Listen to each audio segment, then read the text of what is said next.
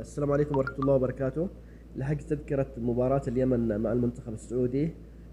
عليك أن تدخل موقع تيكت ام اكس. سوف أحط لكم رابط الموقع في أول تعليق.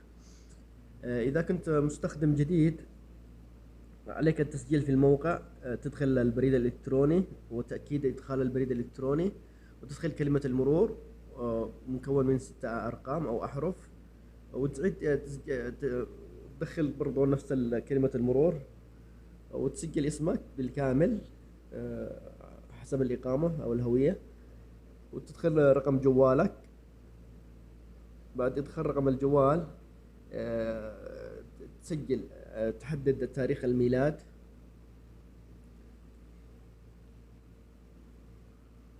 وتحدد الجنسية.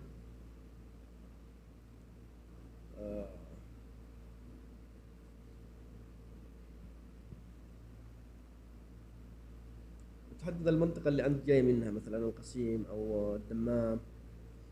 وبعدين توافق على الشروط. طبعا الشروط هذه لازم تقرأ الشروط كامل، إلا أنه لازم علشان تدخل المباراة لازم تكون محصن جرعة أولى، أو أنه سبق وانصبت وتعافيت من الإصابة. مش أنت مسجل في تطبيق توكلنا أن أنت محصن.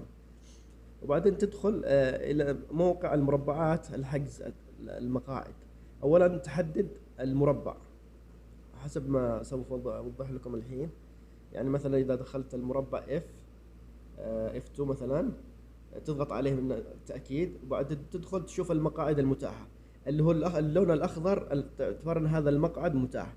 طبعا علشان التباعد حطوا كرسي وكرسيين فاضية، كرسي وكرسيين فاضية. أنت تحدد رقم المقعد. مثلا أنا بحدد المقعد رقم 2.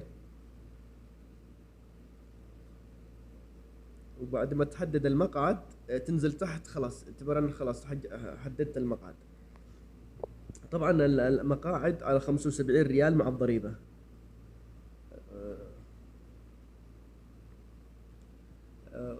علشان تتمم عملية الشراء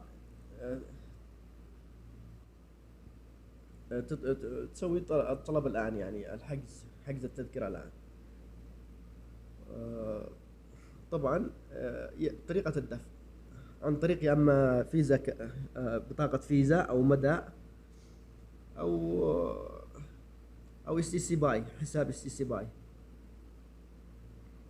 طبعا افضل طريقة هي طريقة مدى، اذا انت مفعلة للشراء عن طريق الانترنت في حسابك في البنك.